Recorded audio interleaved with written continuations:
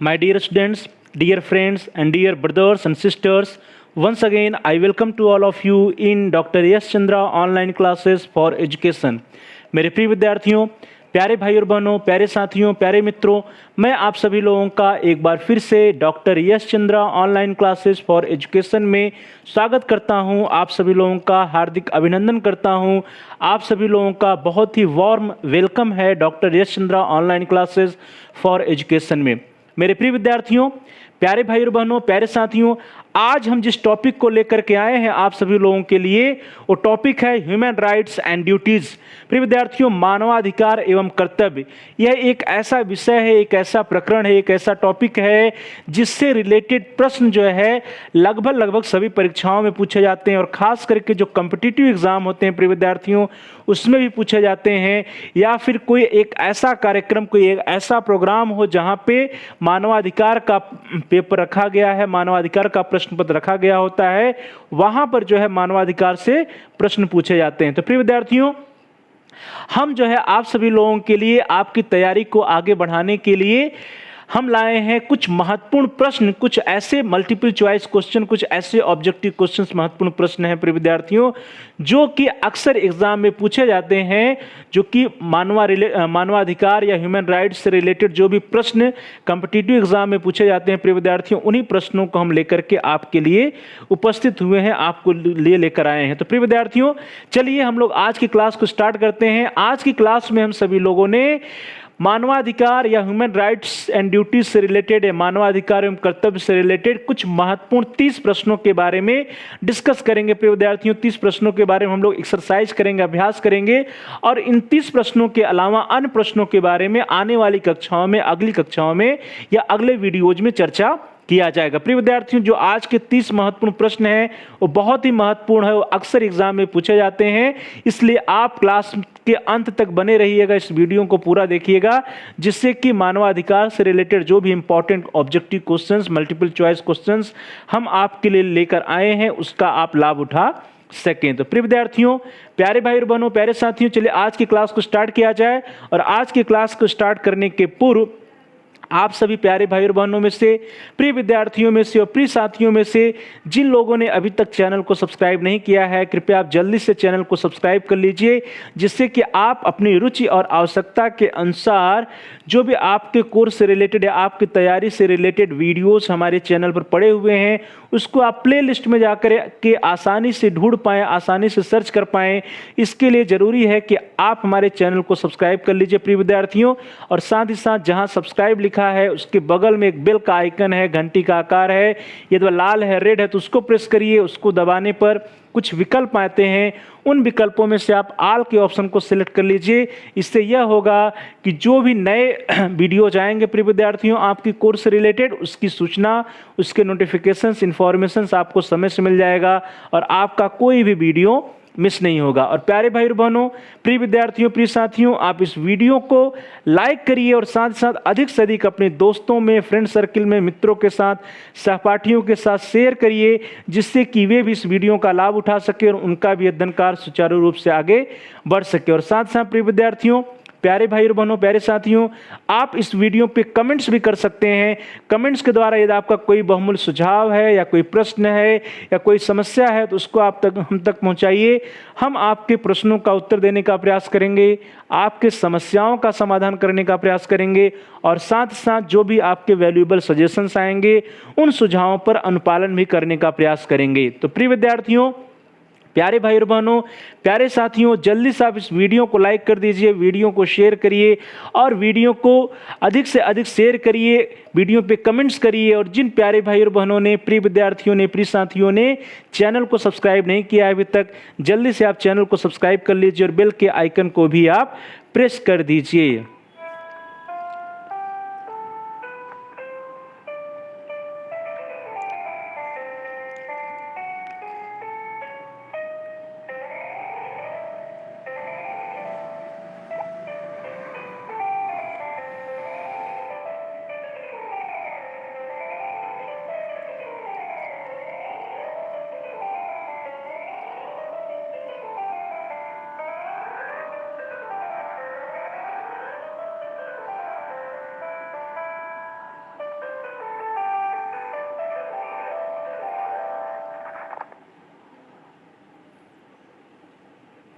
चलिए दोस्तों, आज की क्लास को स्टार्ट करते हैं, आज की कक्षा को स्टार्ट करते हैं।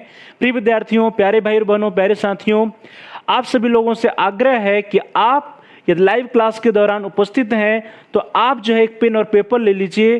साथ ही साथ जब जो भी प्रश्न आएंगे उनका जो भी आंसर होगा उसको आप चैट बॉक्स में टाइप करिए और अपने पेन और पेपर पे नोट भी करते रहिए पेपर पे, जिससे कि क्लास के लास्ट में पता चल सके कि आपकी तैयारी किस स्थिति में है, क्या स्टेटस है आपकी तैयारी का, आप कितने प्रश्नों का सही उत्तर दे पाते हैं। प्रिय विद्यार्थियों, इसके लिए जरूरी है कि आप पेपर पे नोट भी करते चलिए और साथ ही साथ जो भी प्रश्न आएंगे उनका आप जो है चैटिंग के दौरान, लाइव चैटिंग के दौरान अपना आंसर भी चैट बॉक्स में देते रहिए, जिससे कि हमें भी पता चल सके कि आपके प्रश्न कितने सही हैं, कितने प्रश्नों का आपका उत्तर सही है और कितने प्रश्नों का आपका उत्तर जो है गलत हो रहा है, आपकी तैयारी किस स्थिति में है। तो प्रिय विद्यार्थियों, सबसे पहले आपकी स्क्रीन पर आ रहा है आज के लिए पहला प्रश्न, पहला क्वेश्चन है जो कि बहुत ही इंपॉर्टेंट क्वेश्चन है प्रिय विद्यार्थियों। वह है कि किसकी अध्यक्षता में 1946 में मानवाधिकार आयोग समिति का गठन किया गया। तो प्रिय विद्यार्थियों, पहला प्रश्न बहुत ही इंपॉर्टेंट प्रश्न है कि किसकी अध्यक्षता में 1946 में मानवाधिकार आयोग समिति का गठन किया गया, और इसके ऑप्शंस आपकी स्क्रीन पर। A Antonio Roosevelt, B Eleanor Roosevelt, C Antonio Guterres और डी है पीडी पाठक। तो प्रिय विद्यार्थियों, जल्दी से आप अपने आंसर को चैट बॉक्स में टाइप कर दीजिए।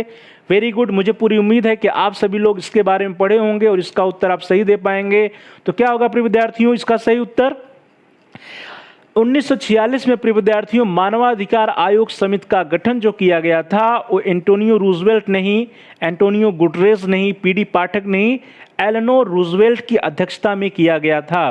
तो प्यारे भाई और बहनों, प्रिय विद्यार्थियों, प्रिय साथियों, आप अपने आंसर को चैट बॉक्स में टाइप कर सकते हैं।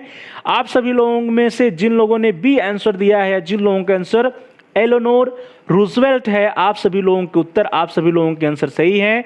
एलेनोर रूजवेल्ट की अध्यक्षता में 1946 में मानवाधिकार आयोग समिति का गठन किया गया। चलो दोस्तों आगे बढ़ते हैं। अगला प्रश्न आपकी स्क्रीन पर आ रहा है, दैट इज क्वेश्चन नंबर 2 कि संविधान के किस अनुच्छेद में शिक्षा के अधिकार की गारंटी प्रदान की गई है। प्रिय विद्यार्थियों, बहुत ही महत्वपूर्ण प्रश्न है एजुकेशन के पॉइंट ऑफ व्यू से कि right to education is guaranteed under which article. प्रिय विद्यार्थियों, यह प्रश्न अक्सर पूछा जाता है और इसके ऑप्शंस आपकी स्क्रीन पर। ए अनुच्छेद 21, बी अनुच्छेद 21A, सी अनुच्छेद 19 या डी अनुच्छेद 14, अनुच्छेद 14। तो प्रिय विद्यार्थियों, जल्दी से आप अपने आंसर को चैट बॉक्स में टाइप करिए। वेरी गुड, शाबाश। संविधान के किस अनुच्छेद में शिक्षा के अधिकार की गारंटी प्रदान की गई है? तो प्रिय विद्यार्थियों, क्या होगा इसका सही उत्तर? इसका सही उत्तर अनुच्छेद 14 नहीं है, 19 नहीं है, 21 नहीं है, क्या है? जो भी विकल्प दिए गए उसमें से बी विकल्प जो है वो सबसे उपयुक्त है।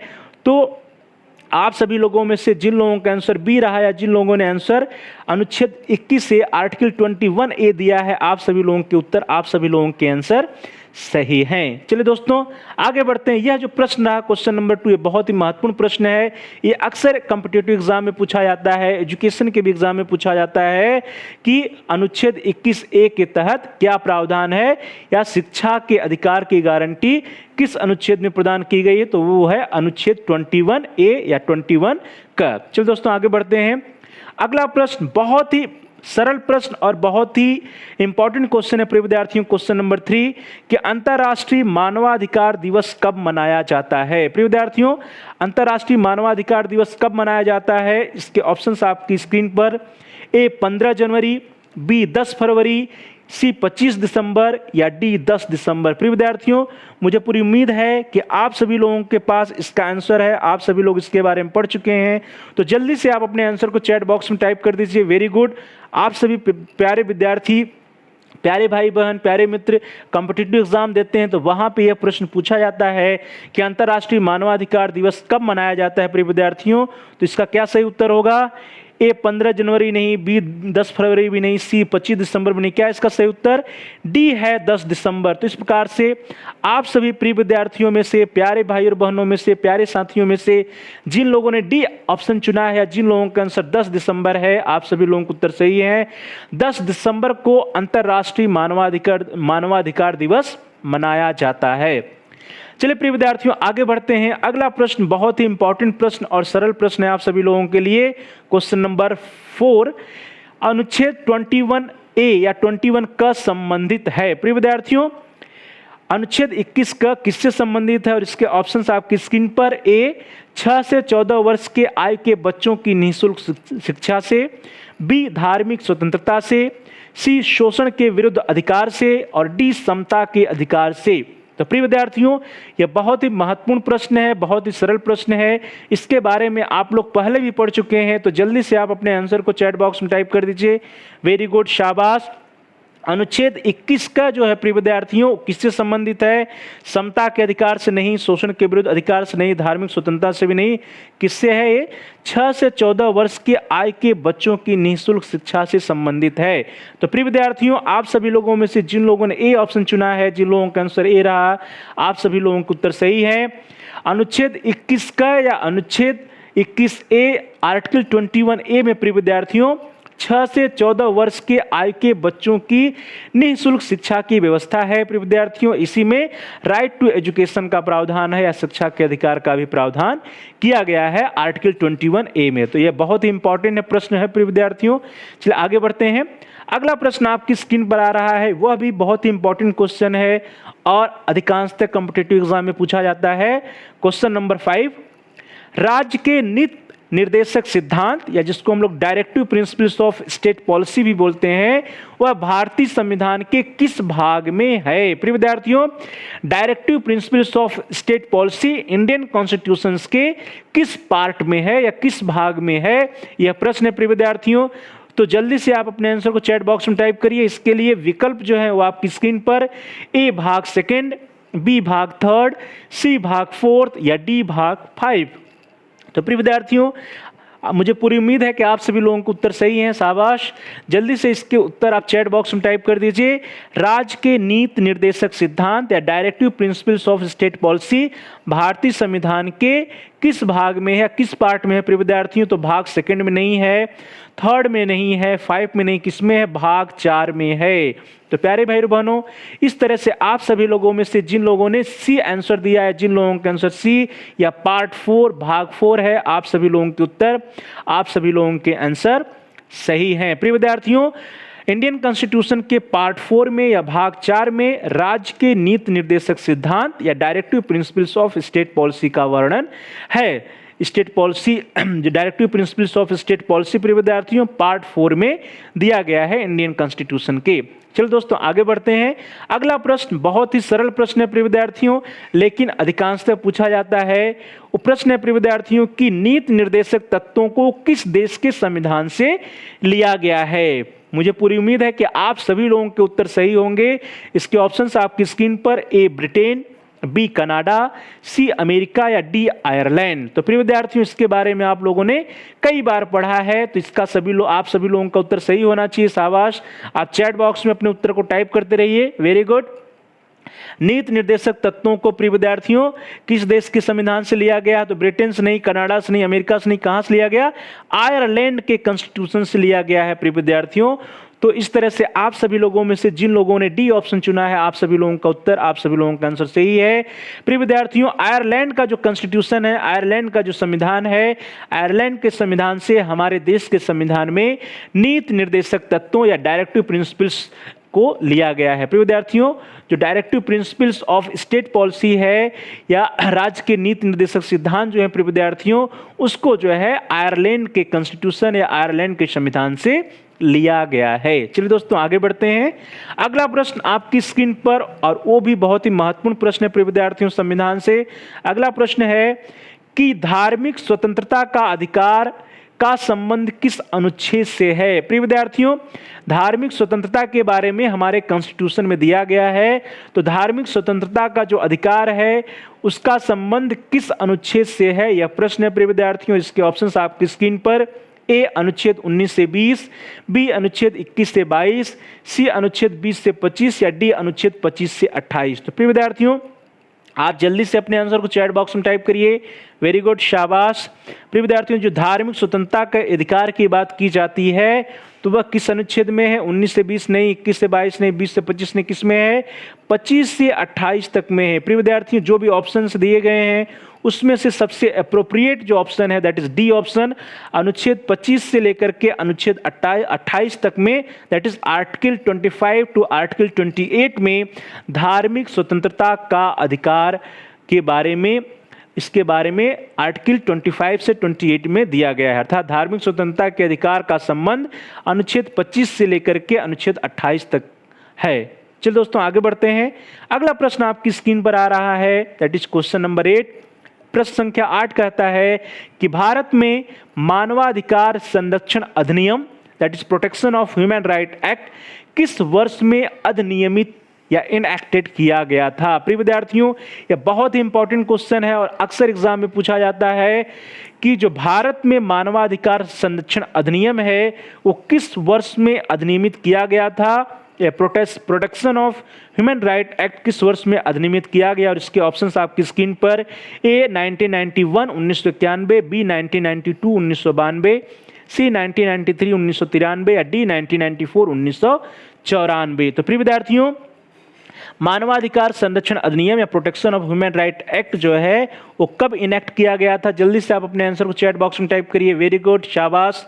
1991 नहीं, 92 में नहीं, 94 में नहीं, कब किया गया? 1993 में किया गया था। तो प्रिय विद्यार्थियों, आप सभी लोगों में से जिन लोगों का आंसर सी है, जिन लोगों ने सी आंसर दिया है या 1993 1993 दिया है, आप सभी लोगों के उत्तर, आप सभी लोगों के आंसर सही है। भारत में मानवाधिकार संरक्षण अधिनियम या protection of human right act जो है वो 1993 में अधिनियमित या इनेक्ट किया गया था। चलिए दोस्तों आगे बढ़ते हैं।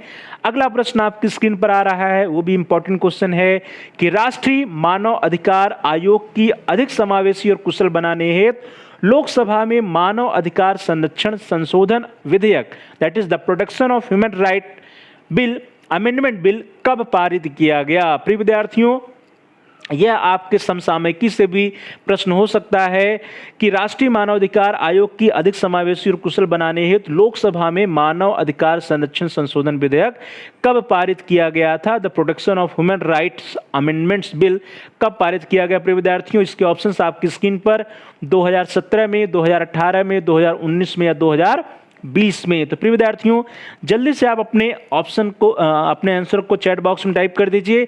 जितने भी ऑप्शंस दिए गए हैं उसमें से जो सबसे उपयुक्त ऑप्शन होगा प्रिय विद्यार्थियों उसको आपको देना है। तो 2017 नहीं है, 2018 भी नहीं है, 2020 भी नहीं है, क्या है प्रिय विद्यार्थियों?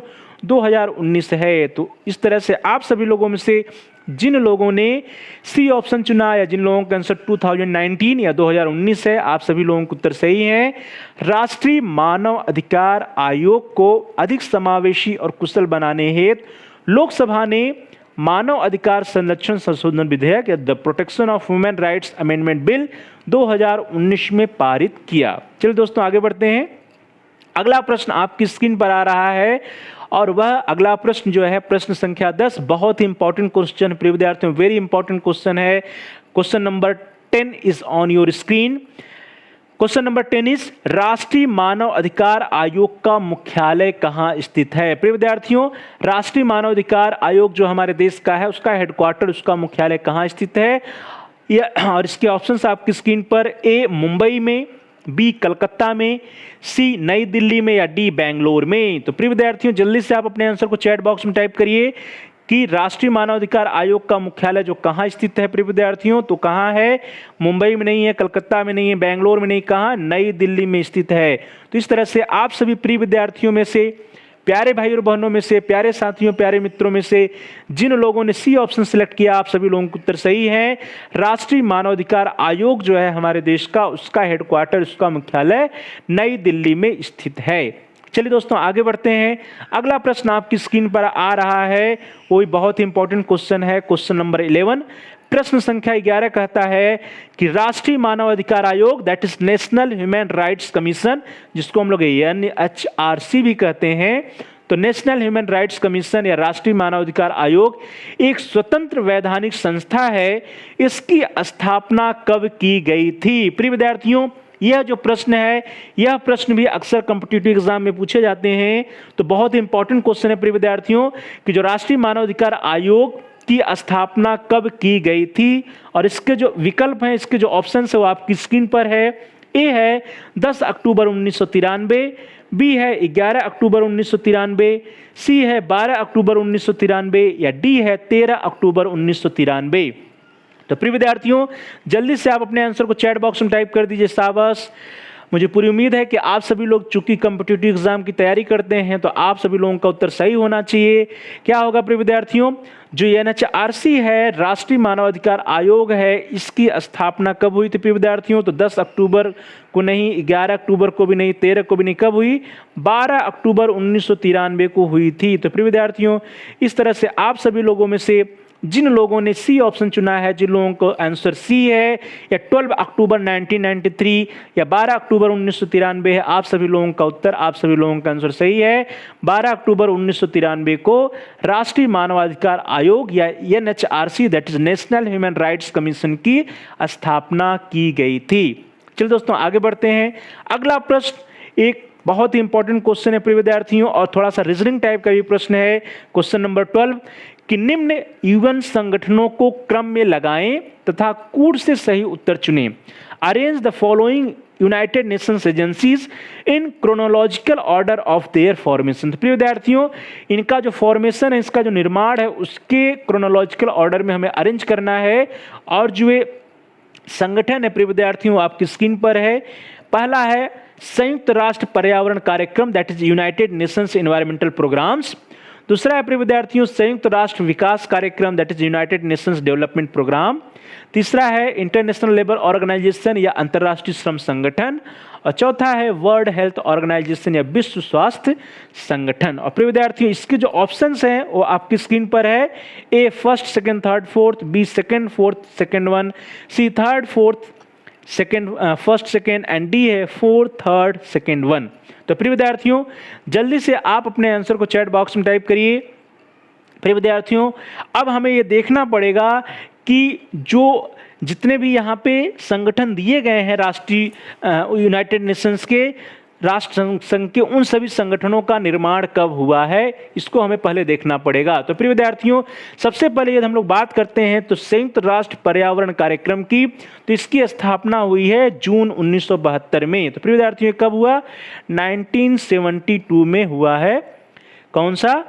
संयुक्त राष्ट्र पर्यावरण कार्यक्रम या यूनाइटेड नेशंस इन्वायरमेंटल प्रोग्राम। फिर बात करें संयुक्त राष्ट्र विकास कार्यक्रम या यूनाइटेड नेशंस डेवलपमेंट प्रोग्राम की, तो इसकी स्थापना हुई है 1965 में। फिर प्रिय विद्यार्थियों, अंतर्राष्ट्रीय श्रम संगठन की बात की जाए तो बहुत पुरानी संस्था है और इसकी स्थापना हुई 1919 में। और विश्व स्वास्थ्य संगठन की बात की जाए तो इसकी स्थापना हुई है 1948 में। तो प्रिय विद्यार्थियों, इस तरह से आपकी स्क्रीन पे जितने चारों संगठन हैं, इन सभी संगठनों का इनका फॉर्मेशन कब हुआ है वो आपकी स्क्रीन पर दिया गया है। क्या है प्रिय विद्यार्थियों? संयुक्त राष्ट्र पर्यावरण कार्यक्रम जून 1972 में, संयुक्त राष्ट्र विकास कार्यक्रम 22 नवंबर 1965 में, अंतर्राष्ट्रीय श्रम संगठन 1919 में और विश्व स्वास्थ्य संगठन वर्ल्ड हेल्थ ऑर्गेनाइजेशन 1948 में। अब प्रिय विद्यार्थियों, यहाँ पे ध्यान देने वाली बात है कि इन्हें हमें क्रोनोलॉजिकल ऑर्डर में लगाना है। तो क्रोनोलॉजिकल ऑर्डर का मतलब होता है कि जो सबसे पुराना है वो सबसे पहले होगा। तो इसमें सबसे पुराना है अंतर्राष्ट्रीय श्रम संगठन या इंटरनेशनल लेबर ऑर्गेनाइजेशन, तो ये हो गया फर्स्ट। फिर प्रिय विद्यार्थियों, इसके बाद कौन सा है? विश्व स्वास्थ्य संगठन है, तो ये हो गया सेकेंड। यहाँ ध्यान दीजिए कि थर्ड को फर्स्ट बी और सी में दिया गया है। फिर जो फोर्थ है इसको जो है सेकेंड भी इन दोनों में दिया गया है। अब चलिए बात करते हैं, तो तीसरा जो है वह संयुक्त राष्ट्र विकास कार्यक्रम 1965, ये हो जाएगा थर्ड।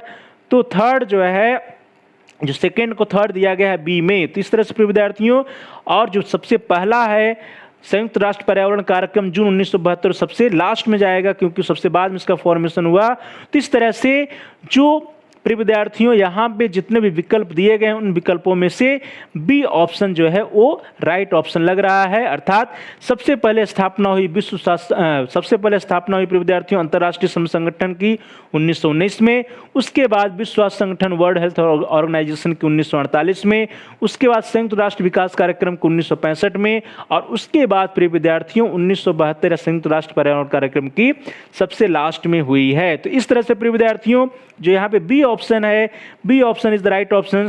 तो इस प्रकार से आप सभी प्यारे भाई और बहनों में से, प्रिय विद्यार्थियों में से, प्रिय साथियों में से जिन लोगों ने बी ऑप्शन चुना है, जिन लोगों का आंसर बी है, आप सभी लोगों के उत्तर सही हैं। इन चारों संस्थाओं में प्रिय विद्यार्थियों जो सबसे पुरानी संस्था है वो है इंटरनेशनल लेबर ऑर्गेनाइजेशन या अंतर्राष्ट्रीय श्रम संगठन, जिसकी स्थापना हुई 1919 में। उसके बाद विश्व स्वास्थ्य संगठन, जिसकी स्थापना हुई 1948 में। उसके बाद प्रिय विद्यार्थियों संयुक्त राष्ट्र विकास कार्यक्रम या यूनाइटेड नेशंस डेवलपमेंट प्रोग्राम, जिसकी स्थापना होती है 1965 में।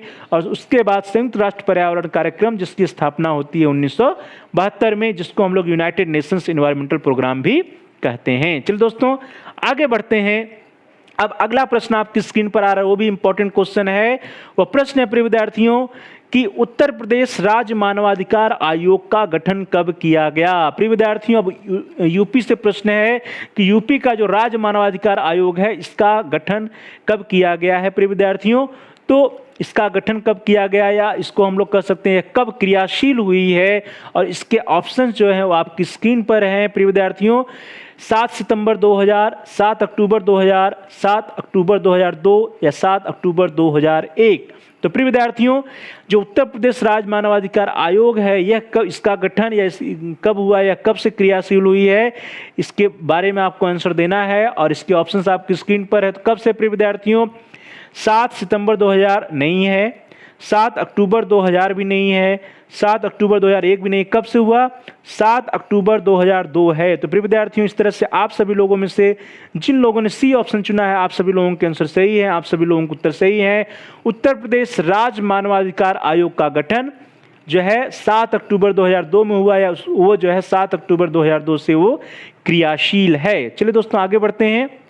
अगला प्रश्न आपकी स्क्रीन पर आ रहा है, वो है कि उत्तर प्रदेश राज्य मानवाधिकार आयोग के प्रथम अध्यक्ष थे। प्रिय विद्यार्थियों बहुत ही महत्वपूर्ण प्रश्न है, वो आपकी स्क्रीन पर आ रहा है कि उत्तर प्रदेश राज्य मानवाधिकार आयोग जो है उसके फर्स्ट चेयरमैन या प्रथम अध्यक्ष कौन थे। प्रिय विद्यार्थियों और इसके ऑप्शंस आपकी स्क्रीन पर, ए न्यायमूर्ति श्री तरुण चटर्जी, बी न्यायमूर्ति श्री यूके धावन, सी न्यायमूर्ति श्री एपी मिश्र, या डी न्यायमूर्ति यस रफत आलम। तो प्रिय विद्यार्थियों जल्दी से आप अपने आंसर को चैट बॉक्स में टाइप कर दिए। वेरी गुड, शाबाश। क्या होगा प्रिय विद्यार्थियों, उत्तर प्रदेश राज्य मानवाधिकार आयोग के प्रथम अध्यक्ष जो थे वे कौन थे।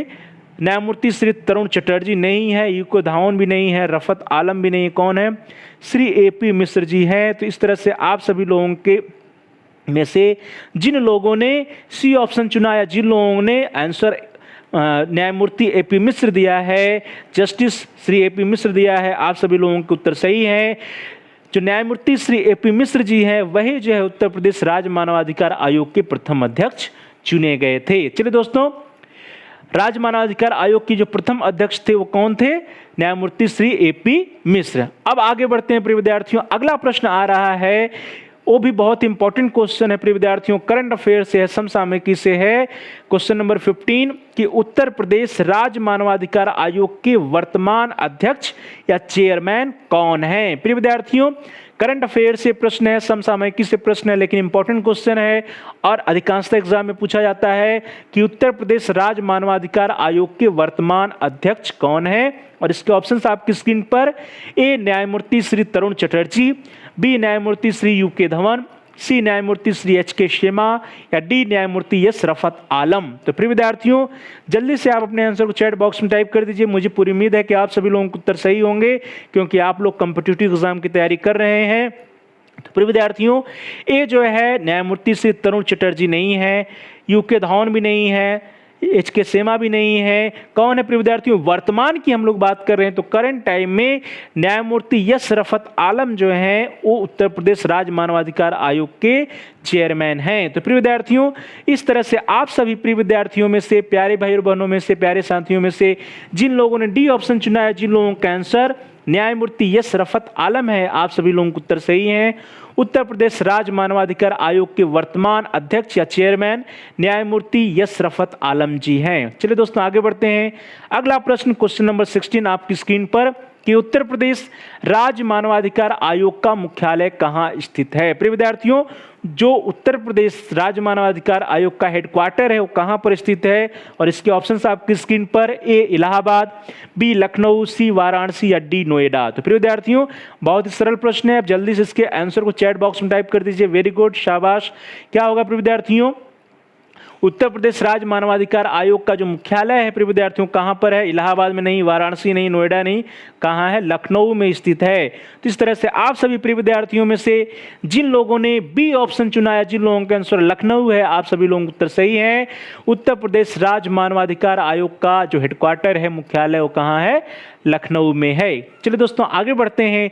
अगला प्रश्न जो आ रहा है आपकी स्क्रीन पर वो बहुत ही इंपॉर्टेंट क्वेश्चन है प्रिय विद्यार्थियों, और अगला प्रश्न है कि राष्ट्रीय मानवाधिकार आयोग के प्रथम अध्यक्ष थे। प्रिय विद्यार्थियों, जो मानवाधिकार आयोग की बात कर रहे हैं, जो नेशनल जो है ह्यूमन, प्रिय विद्यार्थियों, जो राष्ट्रीय मानवाधिकार आयोग है, या जिसको हम लोग जो है नेशनल ह्यूमन राइट्स कमीशन कहते हैं, NHRC कहते हैं प्रिय विद्यार्थियों, तो इसके फर्स्ट चेयरमैन कौन थे, प्रथम अध्यक्ष कौन थे प्रिय विद्यार्थियों, ये प्रश्न है। और इसके ऑप्शंस आपकी स्क्रीन पर है प्रिय विद्यार्थियों। ए न्यायमूर्ति एस राजेंद्र बाबू, बी न्यायमूर्ति HL दत्तू, सी न्यायमूर्ति SN वेंकट चलैया या डी न्यायमूर्ति S रंगनाथ मिश्रा। तो प्रिय विद्यार्थियों, जल्दी से आप अपने आंसर को चैट बॉक्स में टाइप करिए। वेरी गुड, शाबाश।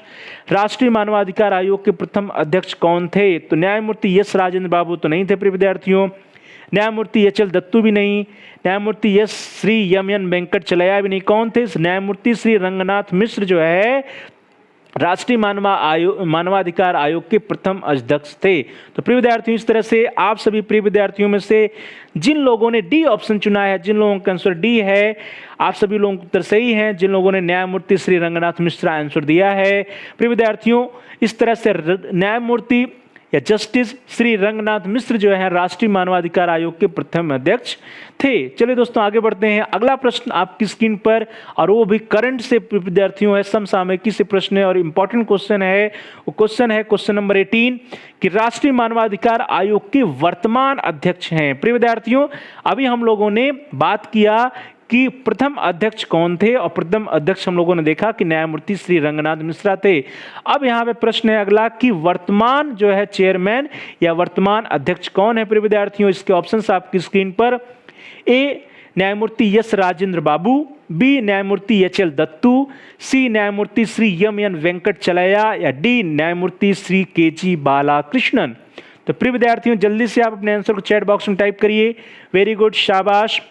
राष्ट्रीय मानवाधिकार आयोग के जो वर्तमान अध्यक्ष हैं प्रिय विद्यार्थियों, न्यायमूर्ति श्री KG बालाकृष्णन नहीं है, वेंकट चलैया भी नहीं है, राजेंद्र बाबू भी नहीं। कौन है, न्यायमूर्ति HL दत्तू जी वर्तमान में जो है राष्ट्रीय मानवाधिकार आयोग के अध्यक्ष हैं। तो प्रिय विद्यार्थियों, इस तरह से आप सभी लोगों में से जिन लोगों ने बी ऑप्शन चुना है, जिन लोगों का आंसर बी है, या जिन लोगों ने जस्टिस HL दत्तू या न्यायमूर्ति HL दत्तू आंसर दिया है, आप सभी लोगों को उत्तर, आप सभी लोगों के आंसर सही है।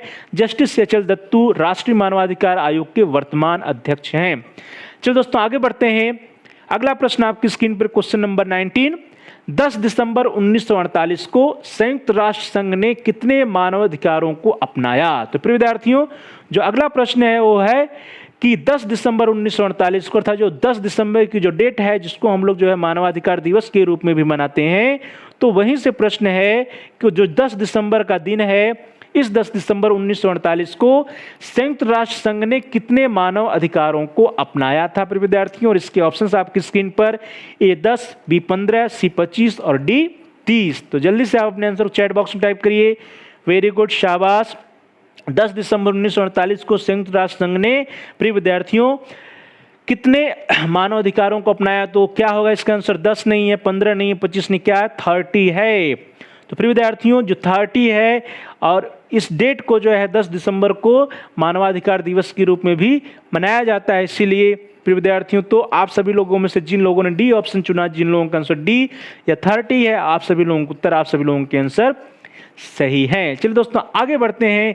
अगला प्रश्न आपकी स्क्रीन पर बहुत ही महत्वपूर्ण प्रश्न और इंटरेस्टिंग प्रश्न है प्रिय विद्यार्थियों कि निम्न में से कौन यूएन एजेंसी या यूनाइटेड नेशंस एजेंसी नहीं है। और इसके जो ऑप्शंस हैं वो आपकी स्क्रीन पर हैं प्रिय विद्यार्थियों। ए यूनिसेफ, बी यूनेस्को, सी ILO, या डी WTO? तो प्रिय विद्यार्थियों, WTO जिसको हम लोग वर्ल्ड ट्रेड ऑर्गेनाइजेशन भी बोलते हैं, इंटरनेशनल लेवल ऑर्गेनाइजेशन, या यूनेस्को या यूनिसेफ, इन सभी में से कौन सा यूएन एजेंसीज नहीं है? प्रिय विद्यार्थियों, हम सभी लोग जान रहे हैं कि जो चारों हैं ये कहीं ना कहीं यूनाइटेड नेशंस से तो जुड़े हुए हैं और इसमें से अधिकांश एजेंसी भी हैं। तो किसको, यदि इन चारों विकल्पों में से पूछा जाए, कहा जाए कि कौन सा एजेंसी नहीं है, तो क्या आपका आंसर होगा?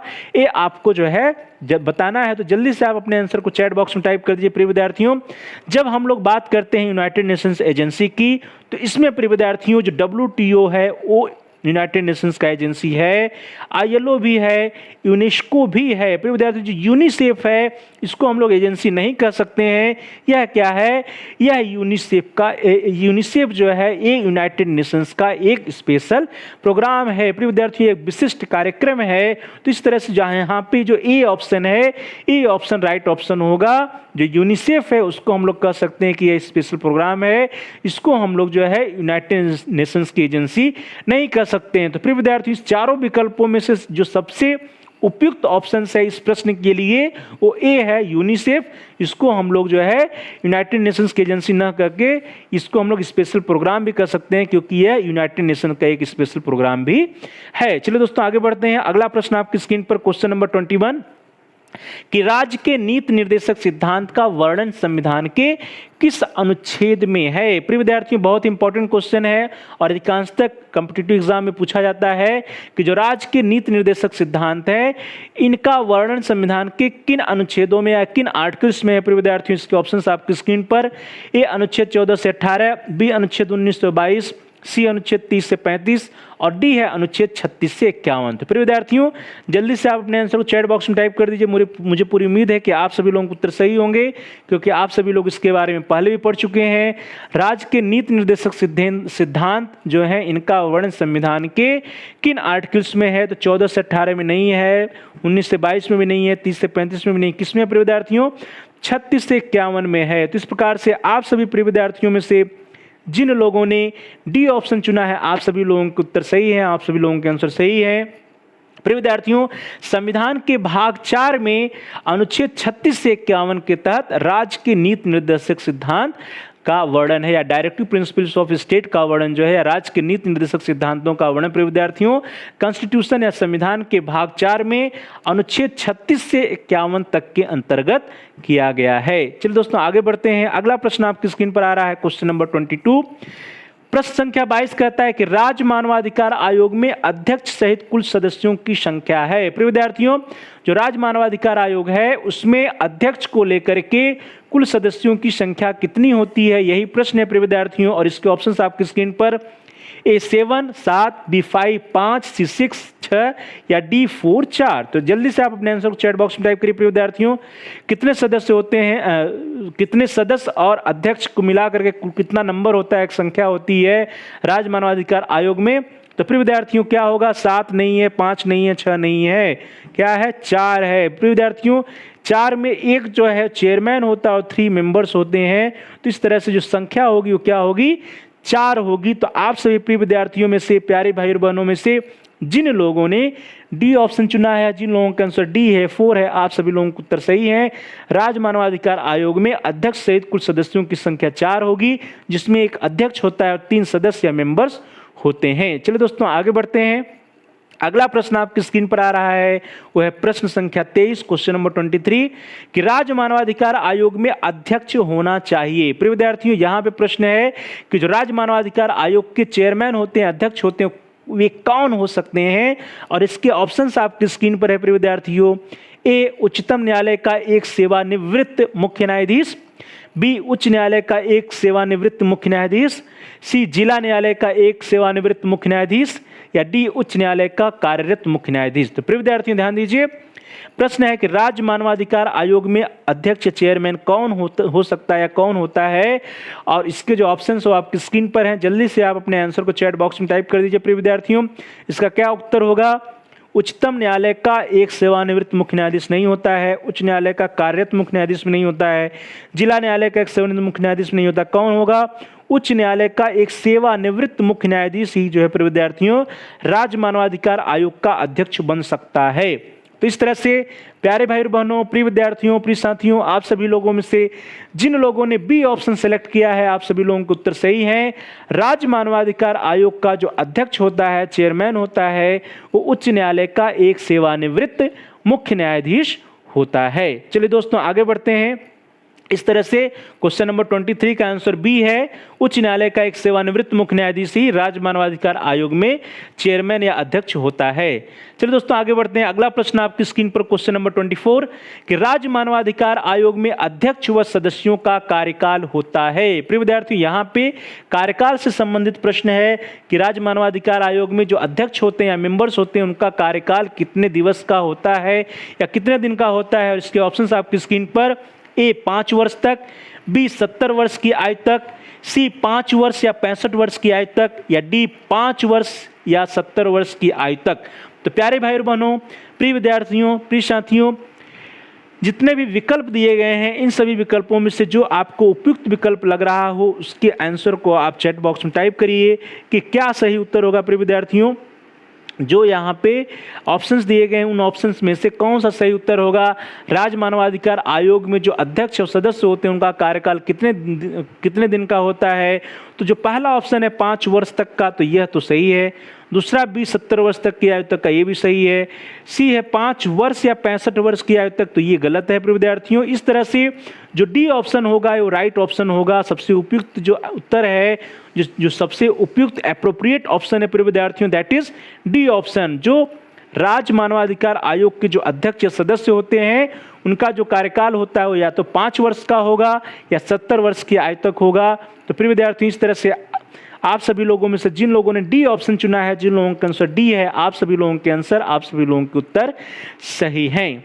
चलिए दोस्तों आगे बढ़ते हैं। अगला प्रश्न आपकी स्क्रीन पर आ रहा है, दैट इज क्वेश्चन नंबर 25, प्रश्न संख्या 25। बहुत ही महत्वपूर्ण प्रश्न, बहुत ही इंपॉर्टेंट क्वेश्चन है प्रिय विद्यार्थियों। अगला जो प्रश्न है वो राष्ट्रीय मानवाधिकार आयोग से है।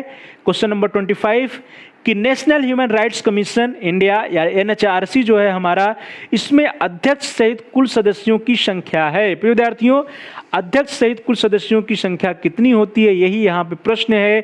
तो जल्दी से इसके ऑप्शंस को हम लोग देख लेते हैं। इसके जो विकल्प हैं प्रिय विद्यार्थियों क्या है कि इसके विकल्प हैं, पहला 1 + 4, दूसरा है 1 + 4 + 3, तीसरा है 1 + 4 + 4 और डी है 1 + 3 + 4। तो प्यारे भाई बहनों, प्रिय विद्यार्थियों, प्रिय साथियों, जल्दी से आप अपने आंसर को चैट बॉक्स में टाइप करिए। आपके हिसाब से कौन सा आंसर यहाँ पे सही होगा, उसको आप चैट बॉक्स में टाइप करिए। प्रश्न है कि NHRC में अध्यक्ष सहित कुल सदस्यों की संख्या है। तो NHRC में अध्यक्ष सहित कुल सदस्यों की संख्या कितनी होती है प्रिय विद्यार्थियों? क्या होगा इसका उत्तर? जो यहाँ पे विकल्प दिए गए हैं, उन विकल्पों में से ए विकल्प जो है 1 + 4 ये सही हो सकता है, बी 1 + 4 + 3 ये गलत है, सी 1 + 4 + 4 ये भी सही हो सकता है, और डी जो है 1 + 3 + 4 ये तो गलत है। तो इस तरह से प्रिय विद्यार्थियों ए और सी दोनों सही हो सकते हैं। तो यहाँ पे जो सबसे उपयुक्त विकल्प होगा वो होगा सी। तो यहाँ पे इस तरह से प्यारे भाई बहनों, प्रिय विद्यार्थियों, आप सभी लोगों में से जिन लोगों ने सी ऑप्शन चुना है, सी ऑप्शन जो है वो सही है, सबसे मोस्ट अप्रोप्रिएट आंसर है प्रिय विद्यार्थियों। मोस्ट अप्रोप्रिएट ऑप्शन है 1 + 4 + 4, क्योंकि जो राष्ट्रीय मानवाधिकार आयोग होता है प्रिय विद्यार्थियों, उसमें एक अध्यक्ष होते हैं, 4 जो है मेंबर, 4 पूर्णकालिक सदस्य होते हैं और 4 साथ मानद सदस्य होते हैं। तो प्रिय विद्यार्थियों, प्यारे भाई बहनों, प्यारे साथियों, इस तरह से C option is the right option. राष्ट्रीय मानवाधिकार आयोग का जो गठन होता है, उसमें एक अध्यक्ष होते हैं प्रिय विद्यार्थियों, और उस अध्यक्ष के साथ साथ 4 जो है पूर्णकालिक सदस्य होते हैं और 4 मानद सदस्य होते हैं।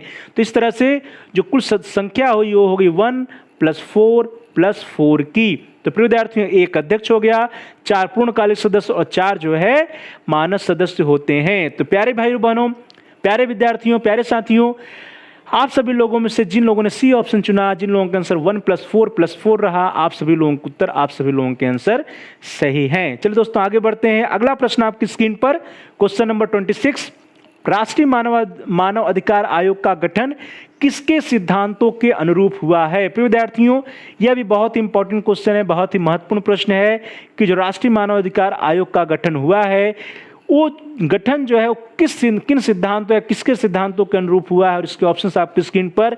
ए ब्रिटेन के सिद्धांतों के अनुरूप, बी वाशिंगटन सिद्धांतों के अनुरूप, सी पेरिस सिद्धांतों के अनुरूप, या डी मॉस्को सिद्धांतों के अनुरूप। तो प्यारे भाई और बहनों, प्रिय विद्यार्थियों, प्रिय साथियों, जल्दी से आप अपने आंसर को चैट बॉक्स में टाइप करिए कि राष्ट्रीय मानव अधिकार आयोग का गठन जो है किन सिद्धांतों के अनुरूप हुआ है। तो क्या होगा प्रिय विद्यार्थियों, ब्रिटेन सिद्धांतों के अनुरूप नहीं है, वाशिंगटन सिद्धांतों के अनुरूप भी नहीं है, मॉस्को सिद्धांतों के अनुरूप भी नहीं, क्या है, पेरिस सिद्धांतों के अनुरूप जो है यही राइट ऑप्शन है। तो इस तरह से आप सभी प्रिय विद्यार्थियों में से, प्यारे भाई और बहनों में से, प्यारे साथियों में से जिन लोगों ने सी ऑप्शन चुना है, आप सभी लोगों का उत्तर, आप सभी लोगों के आंसर सही है। राष्ट्रीय मानव अधिकार आयोग का जो गठन हुआ है वो पेरिस सिद्धांतों के अनुरूप हुआ है। चलिए दोस्तों आगे बढ़ते हैं। अगला प्रश्न आपकी स्क्रीन पर आ रहा है और वेरी इंपॉर्टेंट क्वेश्चन है प्रिय विद्यार्थियों, बहुत ही महत्वपूर्ण प्रश्न है, अक्सर एग्जाम में पूछा जाता है और बहुत ही इंटरेस्टिंग प्रश्न भी है प्रिय विद्यार्थियों। तो क्वेश्चन नंबर 27 देखते हैं। अगला जो प्रश्न है, प्रश्न संख्या 27 कि राष्ट्रीय मानवाधिकार आयोग है, राष्ट्रीय मानवाधिकार आयोग है, इसके ऑप्शंस हैं। ए एक संवैधानिक संस्था और कॉन्स्टिट्यूशनल बॉडी है, बी स्टैट्यूटरी बॉडी है या वैधानिक संस्था है, सी एनजीओ है, या डी एग्जीक्यूटिव बॉडी है। तो प्रिय विद्यार्थियों, प्यारे भाई और बहनों, प्यारे साथियों, ये बहुत ही इंपॉर्टेंट क्वेश्चन, बहुत ही महत्वपूर्ण प्रश्न है और अक्सर एग्जाम में पूछा जाता है। तो वेरी इंपॉर्टेंट क्वेश्चन, इसको टिक कर लीजिएगा। राष्ट्रीय मानवाधिकार आयोग जो है वो क्या है, एक संवैधानिक संस्था है, वैधानिक संस्था है, एनजीओ है या कार्यकारी संस्था है। तो प्रिय विद्यार्थियों, जल्दी से आप अपने आंसर को चैट बॉक्स में टाइप करिए। जो भी आपको लगता हो कि यही इसका सही उत्तर, उसको आप चैट बॉक्स में जल्दी से टाइप कर दीजिए। वेरी गुड, शाबाश। प्रिय विद्यार्थियों, जो राष्ट्रीय मानवाधिकार आयोग है वो क्या है, उस संवैधानिक संस्था है, कॉन्स्टिट्यूशनल बॉडी नहीं है, कार्यकारी संस्था, एग्जीक्यूटिव बॉडी भी नहीं है, एनजीओ भी नहीं हो, क्या है, स्टैट्यूटरी बॉडी है, स्टैट्यूटरी बॉडी या वैधानिक संस्था है। प्रिय विद्यार्थियों, इस तरह से आप सभी लोगों में से जिन लोगों ने बी ऑप्शन चुना है, आप सभी लोगों को उत्तर सही है कि राष्ट्रीय मानवाधिकार आयोग जो है वो वैधानिक संस्था है, स्टैट्यूटरी बॉडी है। प्रिय विद्यार्थियों, स्पष्ट रूप से कहा गया है कि the national human right commission NHRC of India is a statutory public body. ध्यान दीजिए, क्या है, स्टैट्यूटरी पब्लिक बॉडी है, अर्थात वैधानिक संस्था है। कॉन्स्टिट्यूटेड ऑन 12 अक्टूबर 1993, जिसकी स्थापना कब हुई, जिसका गठन जो है 12 अक्टूबर 1993 को हुआ, under the protection of human rights ordinance of 28 सितंबर 1993। It was given a statutory basis, ध्यान दीजिए, it was given a statutory basis by the protection of human rights act 1993। तो प्रिय विद्यार्थियों, इस तरह से स्पष्ट है कि जो राष्ट्रीय मानवाधिकार आयोग है वो क्या है, एक स्टैट्यूटरी बॉडी है, वैधानिक संस्था है। चलिए दोस्तों आगे बढ़ते हैं और अगला प्रश्न आपकी स्क्रीन पर आ रहा है, वो भी इसी से रिलेटेड है, लेकिन वो भी बहुत इंपॉर्टेंट क्वेश्चन है और वह प्रश्न भी अक्सर पूछा जाता है कि राष्ट्रीय मानवाधिकार आयोग है, इसके ऑप्शंस, ए फर्स्ट स्टैट्यूटरी बॉडी है या संवैधानिक निकाय है, बी कॉन्स्टिट्यूशनल बॉडी है या संवैधानिक निकाय है, सी एक बहुसदस्यीय संस्था है, या डी है ए और सी, अर्थात एक बहुसदस्यीय संस्था भी है और सांविधिक निकाय या स्टैट्यूटरी बॉडी भी है। तो प्रिय विद्यार्थियों, मुझे पूरी उम्मीद है कि आप सभी लोग इसका आंसर सही से दे पाएंगे। जल्दी से अपने आंसर को चैट बॉक्स में टाइप कर दीजिए। वेरी गुड, शाबाश। तो राष्ट्रीय मानवाधिकार आयोग क्या है प्रिय विद्यार्थियों, जैसा कि हम लोगों ने पिछले प्रश्न में देखा कि सांविधिक निकाय या स्टैट्यूटरी बॉडी तो है, ये सही है। संवैधानिक निकाय या कॉन्स्टिट्यूशनल बॉडी नहीं है। साथ ही साथ जो सी ऑप्शन है प्रिय विद्यार्थियों, एक बहुसदस्यीय संस्था है, तो अभी हम लोगों ने सदस्यों की संख्या देखी 1 + 4 + 4, तो इस तरह से सी भी सही है, ए भी सही है। तो जितने भी आंसर दिए गए हैं प्रिय विद्यार्थियों, जितने भी ऑप्शन हैं, उन सभी ऑप्शन में से जो D option is the right option. तो राष्ट्रीय मानवाधिकार आयोग जो है एक सांविधिक निकाय या स्टैट्यूटरी बॉडी भी है और साथ साथ एक बहुसदस्यीय संस्था भी है। तो प्रिय विद्यार्थियों, प्यारे भाई और बहनों, प्यारे साथियों, इस तरह से आप सभी लोगों में से जिन लोगों ने डी ऑप्शन चुना, आप सभी लोगों का उत्तर सही है, आप सभी लोगों के आंसर सही हैं। प्रिय विद्यार्थियों, राष्ट्रीय मानवाधिकार आयोग एक सांविधिक संस्था है जिसका गठन संसद में पारित अधिनियम के तहत हुआ है। ध्यान दीजिए, इसका गठन जो है संसद में पारित अधिनियम के तहत हुआ है और वर्तमान में इसके एक अध्यक्ष और 4 पूर्णकालिक सदस्य हैं। इस कारण ये एक बहुसदस्यीय संस्था भी है। तो प्रिय विद्यार्थियों, इस तरह से जो D option is the right option कि राष्ट्रीय मानवाधिकार आयोग एक स्टैट्यूटरी बॉडी या सांविधिक निकाय है, सांविधिक संस्था है और साथ ही साथ इसमें यह एक बहुसदस्यीय संस्था भी है। चलिए दोस्तों आगे बढ़ते हैं। अगला प्रश्न आपकी स्क्रीन पर क्वेश्चन नंबर 29 प्रश्न संख्या 29 कहता है कि राष्ट्रीय मानवाधिकार आयोग का अध्यक्ष किसे बनाया जाता है। प्रिय विद्यार्थियों, राष्ट्रीय मानवाधिकार आयोग का अध्यक्ष किसे बनाया जा सकता है, ये प्रश्न है और इसके ऑप्शंस आपकी स्क्रीन पर। ए, सुप्रीम कोर्ट का कोई भी न्यायाधीश। बी, सुप्रीम कोर्ट का कोई सेवानिवृत्त मुख्य न्यायाधीश। सी, राष्ट्रपति द्वारा नियुक्त कोई भी व्यक्ति। या डी है किसी भी उच्च न्यायालय का सेवानिवृत्त मुख्य न्यायाधीश। तो प्रिय विद्यार्थियों, प्यारे भाई और बहनों, प्यारे साथियों, इन सभी विकल्पों में से जो आपको सबसे उचित विकल्प लग रहा हो उसको आप जल्दी से आंसर के रूप में चैट बॉक्स में टाइप करिए। अपने आंसर को चैट बॉक्स में टाइप करिए। प्रश्न है कि राष्ट्रीय मानवाधिकार आयोग के अध्यक्ष किसे बनाया जाता है। तो प्रिय विद्यार्थियों, यहाँ पे जो आंसर है ये जो है सुप्रीम कोर्ट का कोई भी न्यायाधीश, तो ये गलत है। किसी भी उच्च न्यायालय का सेवानिवृत्त मुख्य न्यायाधीश, ये भी गलत है। राष्ट्रपति द्वारा नियुक्त कोई भी व्यक्ति, ये भी गलत है। तो यहाँ पे प्रिय विद्यार्थियों जो बी ऑप्शन है, B option is the right option. यहाँ पे जो बी ऑप्शन है प्रिय विद्यार्थियों की सुप्रीम कोर्ट का कोई सेवानिवृत्त मुख्य न्यायाधीश। तो प्यारे भाई और बहनों, B option is the right option. Supreme court का कोई सेवानिवृत्त मुख्य न्यायाधीश जो होगा वही राष्ट्रीय मानवाधिकार आयोग के अध्यक्ष के रूप में चुना जा सकता है, उसी को बनाया जा सकता है। तो प्यारे भाई और बहनों, प्रिय विद्यार्थियों, प्रिय साथियों, इस तरह से आप सभी लोगों में से जिन लोगों ने बी आंसर दिया है, जिन लोगों का आंसर बी है, आप सभी लोगों का उत्तर सही है। प्रिय विद्यार्थियों, सुप्रीम कोर्ट का कोई सेवानिवृत्त मुख्य न्यायाधीश ही क्या हो सकता है, राष्ट्रीय मानवाधिकार आयोग का अध्यक्ष हो सकता है। राष्ट्रीय मानवाधिकार आयोग का अध्यक्ष सिर्फ भारत के सर्वोच्च न्यायालय के सेवानिवृत्त मुख्य न्यायाधीश को ही बनाया जाता है। चलिए दोस्तों आगे बढ़ते हैं। अगला प्रश्न और आज के लिए अंतिम प्रश्न है आपकी स्क्रीन पर क्वेश्चन नंबर 30 कि राष्ट्रीय मानवाधिकार आयोग के सदस्यों की नियुक्ति के लिए गठित समिति का सदस्य नहीं होता है। प्रिय विद्यार्थियों, जो राष्ट्रीय मानवाधिकार आयोग है इसके सदस्यों की नियुक्ति जो है एक समिति के द्वारा होती है, जो समिति जो है राष्ट्रपति के द्वारा बनाया जाता है। प्रिय विद्यार्थियों, तो अब उसमें जो सदस्य होते हैं, जो मेंबर्स होते हैं, वो कौन कौन से होते हैं और उसमें से ध्यान दीजिए प्रश्न है कि कौन उसका मेंबर नहीं होता है। तो इसके ऑप्शंस आपकी स्क्रीन पर। ए, लोकसभा अध्यक्ष। बी, लोकसभा में विपक्ष का नेता। सी, प्रधानमंत्री। या डी, राज्यसभा का सभापति। तो प्रिय विद्यार्थियों ध्यान दीजिए, जल्दी से आप अपने आंसर को चैट बॉक्स में टाइप करिए कि राष्ट्रीय मानवाधिकार आयोग के सदस्यों की नियुक्ति के लिए जो समिति गठित की जाती है उस गठित समिति का सदस्य कौन नहीं होता है। कौन नहीं होता है प्रिय विद्यार्थियों, जल्दी से आप अपने आंसर चैट बॉक्स में टाइप करिए। Very good. तो यदि हम लोग बात करते हैं कि लोकसभा का अध्यक्ष, तो ये होता है। लोकसभा में विपक्ष का नेता, ये भी होता है। जो हमारे देश का प्रधानमंत्री होता है वो भी होता है। तो राज्यसभा का जो प्रिय विद्यार्थियों सभापति होता है वो जो है इस कमेटी का मेंबर नहीं होता है, इस गठित समिति का मेंबर नहीं होता है। तो प्रिय विद्यार्थियों, इस तरह से आप सभी प्रिय विद्यार्थियों में से, प्यारे भाई और बहनों में से, प्यारे साथियों में से जिन लोगों ने डी ऑप्शन चुना है, आप सभी लोगों के उत्तर सही हैं, आप सभी लोगों के आंसर सही हैं। प्रिय विद्यार्थियों ध्यान दीजिए, राज्यसभा का जो सभापति होता है, राज्यसभा का सभापति जो है वो राष्ट्रीय मानवाधिकार आयोग के सदस्यों की नियुक्ति के लिए जो समिति गठित होती है उसका मेंबर नहीं होता है। ध्यान दीजिए कि राष्ट्रपति द्वारा राष्ट्रीय मानवाधिकार आयोग का गठन प्रधानमंत्री की अध्यक्षता में, ध्यान दीजिए कि जो अध्यक्ष होता है, चेयरमैन होता है, कौन होता है, प्राइम मिनिस्टर होता है, प्रधानमंत्री होते हैं। तो प्रधानमंत्री की अध्यक्षता में एक गठित समिति की संस्तुति पर किया जाता है। इस समिति के अन्य सदस्य जो हैं वो लोकसभा के अध्यक्ष होते हैं। प्रिय विद्यार्थियों, गृह मंत्री होते हैं, सदन में विपक्ष का नेता होता है और राज्यसभा के उपसभापति होते हैं।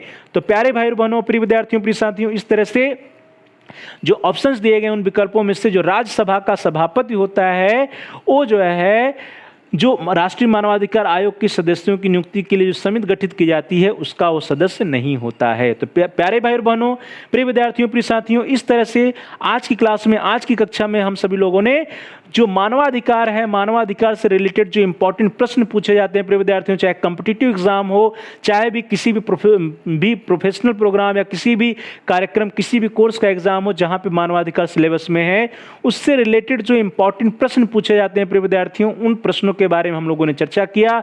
तो आप सभी लोगों का बहुत बहुत धन्यवाद। इन प्रश्नों के अलावा अन्य प्रश्नों को लेकर के हम अगली कक्षा में उपस्थित होंगे।